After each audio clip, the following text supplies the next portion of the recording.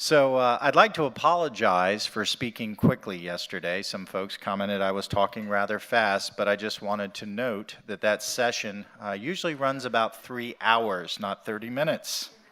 So you got me at 10 times my normal speed. Hopefully my diction was clear enough that folks could understand what I was saying, and I'm still around through Sunday, so if you have any questions, I'll be happy to answer them. This morning I'm starting off with talking about creating and sustaining coalitions. And it was unusual that we were just chatting about this yesterday, and we realized that we've all been saying the same things rather repeatedly here at this year's Getting to Zero conference. And the keynote takeaway is that we are not in this alone. The folks that are in this room, if you simply look at a table, not your own, not the folks you came with, and walk up to and greet and meet one person and establish that networking relationship, you've already taken the first step towards creating and sustaining a coalition without leaving this room. How easy is that? So how do you get started? And I've had lots of folks ask me, is there a blueprint for progress? Is there a cookie cutter solution to change? And they want to know, well, how did you get this started? And it really isn't rocket science, folks.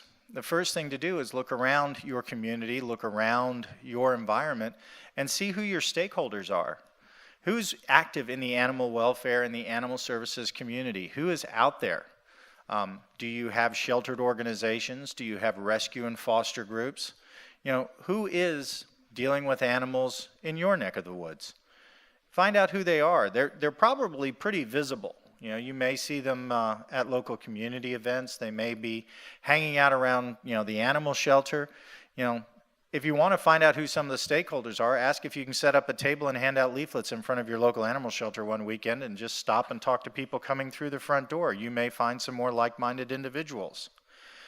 When you want to get started, it's also helpful to evaluate the scope of the problem in your area. Do you have a huge problem with cat overpopulation? Is your problem with dogs? Are there other pets that are challenged in your community? And what is the major problem? Is it that animals aren't finding homes? Is it that animals are being euthanized? Is it that you have animals that are being abandoned? Are animals being abused or neglected? And determine how many animals need that help. These are some basic steps that everyone needs to take before diving into the sustaining and creating a coalition phase. Do a little strategic planning.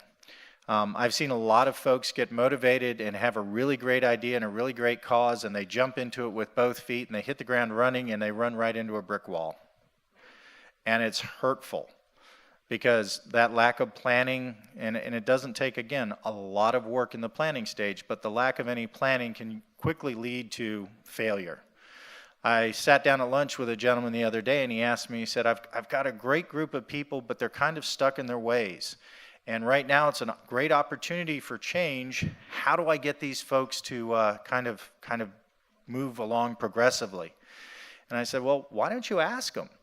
And a light bulb came on across the table from me, and I said, just simply, give them a little anonymous survey. Ask them what they think goes well in your organization. Ask them what they would like to do differently. Gather that information together, and then sit down and talk to them. You'll probably be surprised.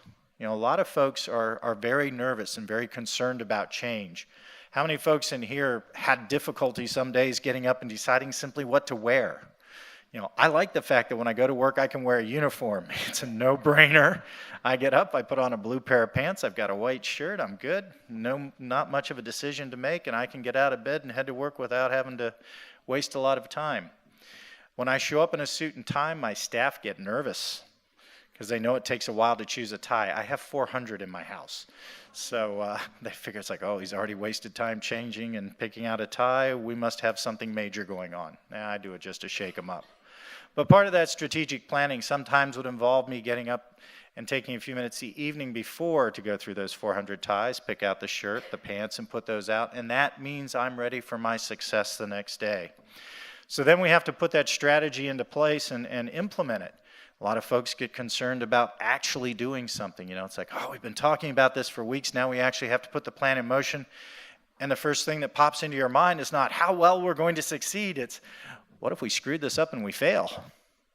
People are afraid of failure. How many people here hate failure? Okay, most people are afraid of failure, and some of those folks out there just don't want to raise their hand because they're too tired from yesterday evening's grog run.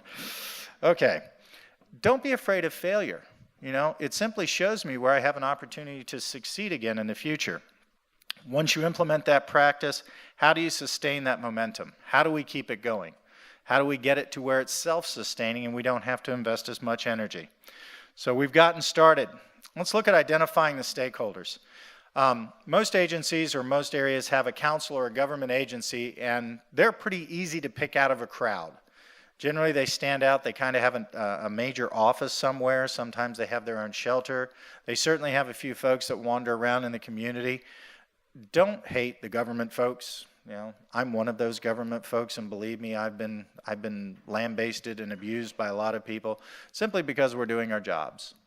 But if you're going to succeed in a coalition and you're going to succeed in a community and you choose not to involve the government agencies, well, folks, that's one of those recipes for failure that I hope you will avoid.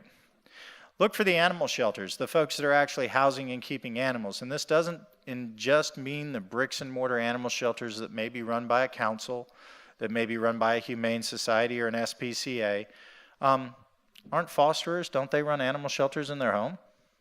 Anybody here a foster animal owner? Would you consider your house an animal shelter? You take in animals, you try and give them the best quality of care. You look for a future home for those animals. You work on behavior, you monitor their health, you feed them, you take care of them, you treat them like a member of your family, and your house is an animal shelter. It may not be as big as, you know, for example, our SPCA Queensland's major shelter, but I guarantee you there's as much care and compassion in your shelter as there should be in theirs. So, you know, don't discount the fact that if you're dealing with rescue partners, don't somehow move them down in the food chain simply because they don't have a large building that's in a major industrial area. Those rescue groups can be wonderful people to work with, and sometimes they're looking for a little bit of help as well. Look for business partners, and don't just look for your traditional business partners. You know, when we started looking at our coalition that we formed in our county, you know, everyone's like, oh, you need to get the pet store chains involved, and you need to talk to the pet food companies. And we said, okay, that's great. We'd like to go talk to the greeting card store. They looked at me like I was an insane person. What do you mean the greeting card store? They don't. I said, seriously, where do people go to communicate with other people? They go to a greeting card store. You know, happy birthday, happy anniversary, congratulations on your graduation, I'm sorry to hear your pig died. What? They go and get a card there for almost every single occasion, and it's a great place in a community that people go to. Get them to sign up because we want someone outside our box. Our veterinarians. Now, I remember getting asked a question when I was first speaking here. Well, what happens when the vets don't like you? It's kind of like being asked, I don't like my animal control officer. How do I get him fired? Doesn't go over well. So we talked to the veterinarians and we explained it from two perspectives. One, they're a business just like any other business. They have costs, they have overhead, you know, they have to maintain their employees, they have to maintain their revenue source. So we approach them from the way of, we're going to bring you more clients. We're going to bring you more folks that will come back to your business, that you have an opportunity to help their animals, but also help your bottom line. You know, we don't expect you to offer every spay and neuter surgery for free. We don't expect you to get, you know, discount rates for everything. You know, when you take your car into the mechanic or the panel beaters and you want them to fix it, you know, they're not going to just fix your car because they think that all Fords should be fixed for free just because Fords deserve to be fixed. You know, they're not going to do it. And why would you expect a veterinarian and in their business model to do the exact same thing? Now, that doesn't mean you can't negotiate for discounted services. You can't ask for, you know, 1 out of 10 free. You can ask for those things, but when we involved them as stakeholders, we came to them with a realistic model, not with expecting them to solve the problem overnight either. Then we went out and found a few interested citizens, and not necessarily ones that own pets. You know, a lot of the complaints we get sometimes come from non-pet owning people. And we have to remember that even though many people do own pets in our community, some folks don't. And to ignore their voices is to ignore a possible roadblock that we may have to overcome in the future. So we get them involved at the ground floor, sort of to give us a counterpoint to our point. When we evaluate the scope of what we're trying to do in creating and sustaining a coalition, we need to look at all those resources that we can bring to bear. And we can't discount any of those. We need to count the animal population. And in America, we have the American Veterinary Medical Association has a great formula on their website. Based on our demographics, we can simply plug in our population and it will give us an estimate of how many dogs, cats, horses, birds, and other strange companion animals we have to account for within our geographic area. So we have an easy tool that we can use, but sometimes it's a little bit more difficult. You know, sitting in yesterday's presentation on statistics and how serious the overpopulation situation is in Australia, one thing I was surprised and concerned to see is that there's a lot of data that isn't collected here either. And in some cases, the data has been collected. People just don't want to share. I don't understand that. You know, data shouldn't scare you, you know, and if your rates aren't what you want them to be, then that should be the biggest telling point that you need to change. We look for service expectations in the folks that we work with. What does the public want? And this is why we're here at Getting to Zero, because we're no longer willing to accept euthanasia as a means of population control. Am I correct? Yes, I am. Folks, that used to be the model, and that was the service expectation. Animal control, we want you to pick it up, we want you to kill it, we don't want to know about it, we don't want to hear about it, just make it go away. That's no longer acceptable. And in your community, you need to know what the standard is and what the level of expectation your community has for you. Looking at those partner resources, not necessarily the animal groups, again, the businesses, you know, getting to zero isn't cheap either. You can do it for nothing in some cases, but it's very nice to be able to do it with someone else's money. So it's great to go out and find out where that money is so that you can gather it later and then get the community buy into your program. You know, we want folks to support this program because it's the right thing to do for our community, not because we said so. When we do that strategic planning, and in our particular case, we did facilitated meetings with folks. We sat down, we actually discussed how to accomplish some of our goals. We did some budget planning. You know, again, we didn't operate in a vacuum. We realized that programs do have costs. It does take money to do certain things. And as Sharon mentioned, having enough money gives you the opportunity to have choices.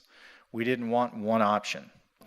We produced a guidance document for our organization, for the, which I'll talk about, the Dayton Alliance for Companion Animals. And basically what we did is we set down our goals. We talked about our budget. We talked about the outcomes we wanted to achieve. We figured out where our outside partners fit into that strategic plan. We didn't want to involve people that were simply a rubber stamp on the committee and got to clap at the end and say, oh, we did a good job. We wanted them to be participants, because a participatory group is a much more functional group, one that is more likely to achieve their goals and objectives. Click. So when you get to the point that you've talked about it, you've strategically planned it, you've got a budget, you've got to the point where you're ready to put it in place, what do you do? Well, at that point, we needed to make sure we involved and we educated everyone. Our boards of our various sheltered organizations were brought in, we briefed them, we sat them down and we said, look, this is what your staff have been working on for the past 18 months, almost 2 years. This is where we're getting ready to go. This is the guidance document. You've been given some teasers and some tidbits, but this is the plan and we need you to sign on to the plan. What do you guys think? And we had some pretty amazing folks say, you guys have done a good job. We give you our seal of approval. Take this out into the community and make it work. We went to our elected officials. We told them the same thing. We've worked with our local nonprofits. We've worked with our shelter groups, our foster groups, our business partners. This is the plan. What do you think? They looked at it and they said, this is a great plan. We endorse this. Take it out into the community, make it work. So we developed some policies and procedures that we wanted to use with our organizational plan. We wanted to make sure we had real strategies, real programs that were going to save lives, not just some exercises on paper that looked good, that we could all run around and pat each other on the back and say, ooh, good job. We did some benchmarking, and this goes back to, again, Sharon talking about her statistics and making sure that you're able to see what you're doing. How many animals are coming into your facility? How many animals are being euthanized? What is your length of stay? You know, we all collaborated so that we were all gathering our information in the same format. We were comparing apples to apples, and all of us could say with a reasonable degree of certainty, we are doing what we say we are doing, and we have a mark to start from and a goal to go forward. Then we started with reporting and review. I hate reporting and review. It's where you all get together and go, oh, we didn't meet that mark last month, or we exceeded that mark last month and we could be happy about it. Part of the implementation is that you have to have regular meetings and regular feedback. If you simply wind it up and let it go, you're never going to know how well it did. When people come back and ask you, how's that program doing? And you all look at each other sideways and go, I don't know. It doesn't do well. So we talked about implementation. We got it out into the public, and we were working together. We were doing collaborative events, offsite adoptions. We were having staff come back and forth, meet, greet. We exchanged animals. So what was the payoff? How did this work out for us? Those regular meetings, those attentions to services, that ongoing collaboration, the revenue generation resulted in one thing. We were saving more lives. You know, I point out our cat intake as being an excellent example of how that collaboration works. Going from over 3,000 cats coming into our system in 2010, this year we're scheduled to take in approximately 1,500. That kind of collaboration yields a 50% reduction in intake because we're working together on trap, neuter, shelter, and release programs, because we're working on programs to transfer challenged animals from one shelter to another. And we're getting together and we're doing more adoptions. I just got a note in my inbox this morning, our latest promotion, which comes up September 28th, is the Dogs of Fall. And we involved one of our local business partners, an international law firm of WilmerHale. And those folks opened up their campus, which they opened in our county, to an adoption event. And our adoption ambassadors there are all the lawyers. See, I hear one person laughing. But it's a great event. We adopt well over 100 animals at this event, and the tagline is come, stay, adopt. It works wonders. We have people come out to a law firm on a Saturday and adopt dogs and cats. Who would have thought that would have worked? It wouldn't without the collaboration in our partnership. You know, we promote these events heavily amongst ourselves, and we have involved our community. Again, our business partner, WilmerHale, they don't just simply open up their campus. They put in several $1,000s to promote the event and advertising. Now, it's an international law firm. They don't do what we would consider traditional lawyer work for you and me. So it's not like they're trying to generate revenue or clients for their business. What are they generating? Anyone? Goodwill in the community, absolutely. They're doing it for the right reason. And you know, we get a lot of adoptions from the employees. They'll walk a dog around trying to find someone else, and eventually they fall in love with the dog. It's great. They actually have a little program that they incentivize their employees for attending. They actually get a bonus if they do adopt, which is kind of cool. I like it. But we're saving more lives by working with a collaborative coalition. So what is DACA?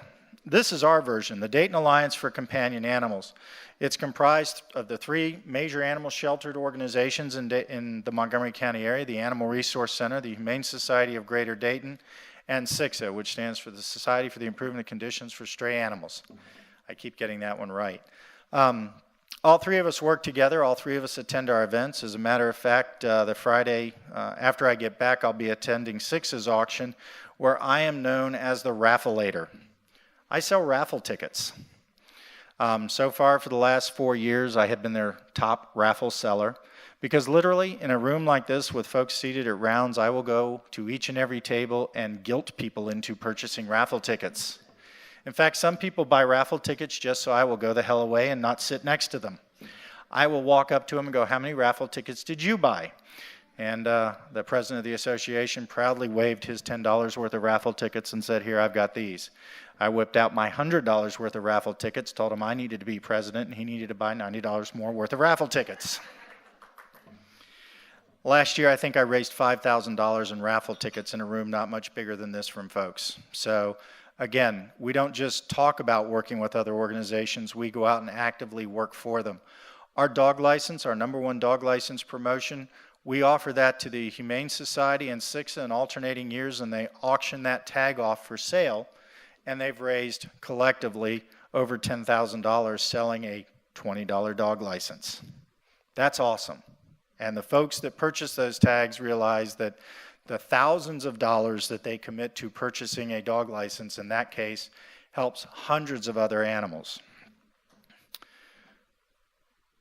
Our goal is to eliminate the needless euthanasia of adoptable dogs and cats by 2015. By reducing our numbers by almost 50% in 2 years, we are well on our way to doing that. It's an internally funded project. All three of us have designated and delegated the resources we already have in place. Ideally, we were looking to qualify for major grants, but our funding stratagem changed when the major funder in the United States changed their funding model. Our full strategic plan's been implemented, and we continue to work forward. We have, again, maximized adoptions. We've reduced barriers. We've eliminated hurdles to folks obtaining pets. We've made it a goal to have a safety net in our community so that if animals run into challenge situations such as fires, domestic violence, or other calamities, we have a Safe Pets program that means if your pet needs to be sheltered, we'll take it in at one of our shelters and hold it for up to 30 days at no charge to you. That's our way of saying that we feel that our pets in our community are as important as our community members. And even though the Red Cross can put you up in a hotel, some of the hotels don't allow pets. We do. I like the clapping. That's nice. So what's happened? You know, one of the other effects that we've seen from our coalition is the fact that we work together in times of emergencies. And if I'm correct, we have those collaborative events. If we do have issues, we go back to the drawing board. We see if there are things that need to be reinvented or re-implemented, and then we expand the mission. Last year around this time, we had a problem in our location. We got a call that one of our rescue 501c3 approved charities was having a, shall we say, a bad experience with running their operation. We looked into the situation, found it to be wanting, and after trying to work with them, again, collaboratively, we reached an impasse where we could no longer achieve any success for the animals. So the other groups within our alliance got together and said we need to stage an intervention. For us, an intervention generally involves a search warrant and a few police officers. And we spent an afternoon out there, and I think the next slide should have a little short video. It tells you how we work together as part of our alliance to intervene and step in and save and affect the lives of over 100 animals.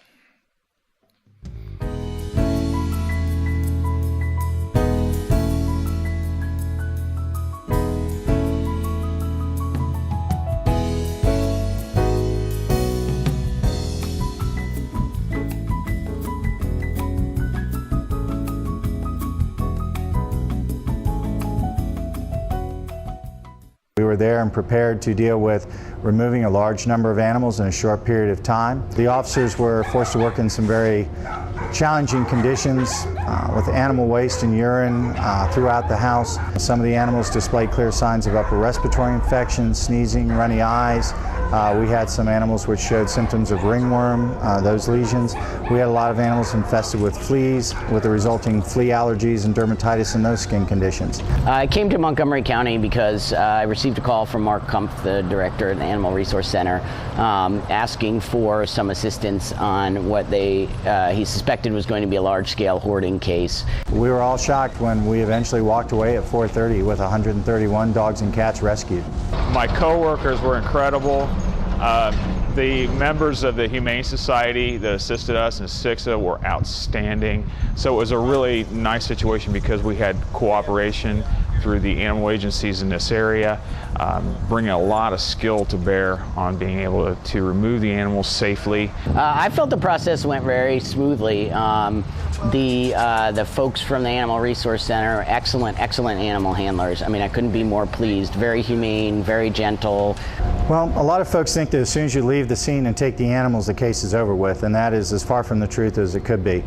Those animals have to come back to the Animal Resource Center. They all have to be documented, photographed, vaccinated, examined for medical issues. Our veterinary staff has been working on these animals since we arrived yesterday. We simply have to make sure they're adequately housed. That means setting up cages and kennels for 131 dogs and cats. Even here at the Animal Resource Center, where we have a very large state-of-the-art facility, taking in an additional 131 animals, not including the 30 to 40 we take in on an average daily, places a huge strain on our resources. But right now, we're literally we're bursting at the seams. I think that to be able to get 131 animals off the property by, we were out of there by 4:30 in the afternoon is really quite an accomplishment, and I was very pleased with the process. Our staff's dedicated. They basically put in an 18 to 20 hour day just on the case yesterday, and they'll be putting in long hours from now for the foreseeable future as we make sure that these animals have a healthy, stress-free, clean, well-fed, well-cared for environment. It does become a little bit overwhelming. We have a lot of animals here. We get 10 to 12,000 animals a year. So in one seizure like that, 131 animals, the first thing I'm thinking is, can I find homes for all these animals? Having a successful and a healthy community is not just about having successful departments. It's about having collaborative, cooperative arrangements so that all of the organizations within a community can work together to provide responses to these types of situations. In this particular case, not only do we work with city, county, and local agencies, we also worked with national agencies. That type of collaboration is essential because no one can handle this by themselves. Once the animals come in here, they become our animals. We know their names, and I can give you a lot of the names of the animals already that we picked up yesterday. And so yeah, it becomes personal, and it becomes personal to the staff, and personal to me is how I'm going to find homes for the animals, what's going to be best for the animals, and the community support, other agencies, that knowing that I can't do it by myself, and I'm going to need that support.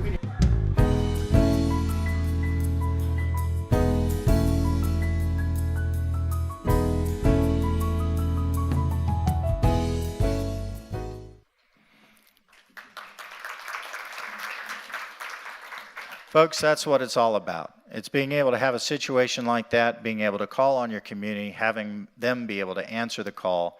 And I'm pleased to say that over 65 of the 131 animals we removed from that situation were able to go on to new homes.